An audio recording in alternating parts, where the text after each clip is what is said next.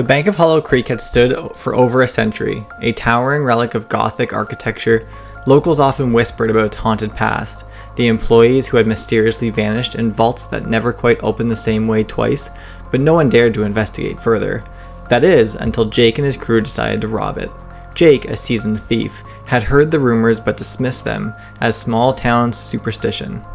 The target was too good to pass up. Millions in untraceable cash locked in the bank's infamous underground vault. His team of 5, Maggie, the tech expert, Tom, the muscle, Eddie, the safecracker, and Lisa, the getaway driver, had planned every detail. They would strike on a quiet Thursday night when the bank's ancient security system would be the easiest to bypass. The heist began smoothly. Maggie disabled the outdated cameras, and Tom pried open the back entrance.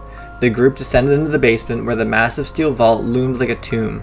Eddie grinned as he ran his hands over the lock. "This'll be a piece of cake," he said, pulling out his tools.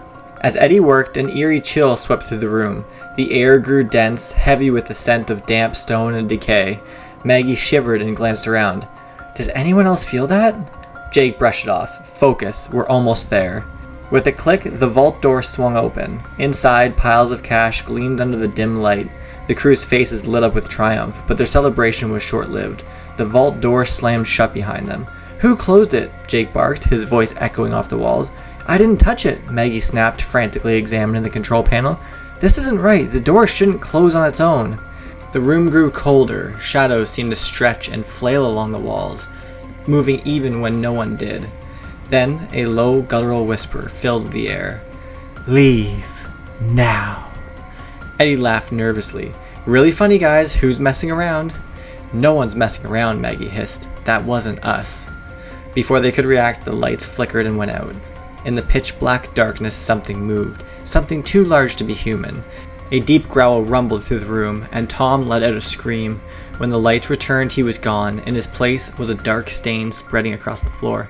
"What the hell is going on?" Lisa shrieked, pounding on the vault door. "Let us out!" Jake's composure cracked. "Maggie, get that door open." "I'm trying!" Maggie's hands shook as she typed on her keyboard, but the control panel didn't respond. Instead, her screen filled with strange, flickering symbols. The whisper returned, louder now, almost like a chant. The shadows united, forming a shape, a towering skeletal figure with hollow eyes that burned like embers. It pointed a long, bony finger at Eddie. Eddie backed away. His voice trembled. "I didn't sign up for this!" The figure lunged. Eddie screamed as it enveloped him. His body dissolved into ash. The others could only watch in horror. Jake grabbed Maggie by the arm. "Forget the door. Find another way out." "There is no other way out," she cried. Lisa began to sob, her voice growing hysterical. "This is a trap. It's a trap." Jake turned to the figure, now looming closer.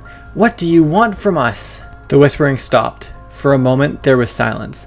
Then, in a voice that seemed to come from all directions, it answered, "Blood for the debt. Souls for the vault." Jake's mind raced. He'd heard the stories about the bank's founder, how he'd made a deal with something unholy to protect his fortune, but he hadn't believed it until now. The figure surged forward, its shadowy tendrils wrapping around Lisa.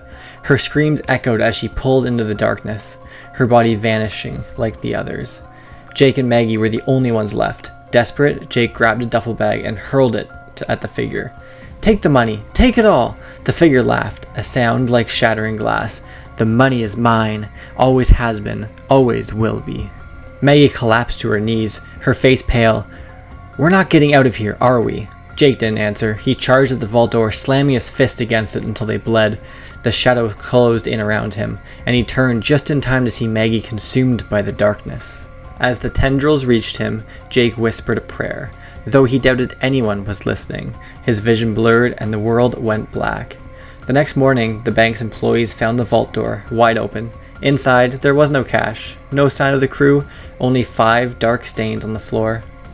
The Bank of Hollow Creek reopened as usual. The money always returned, and so did the whispers.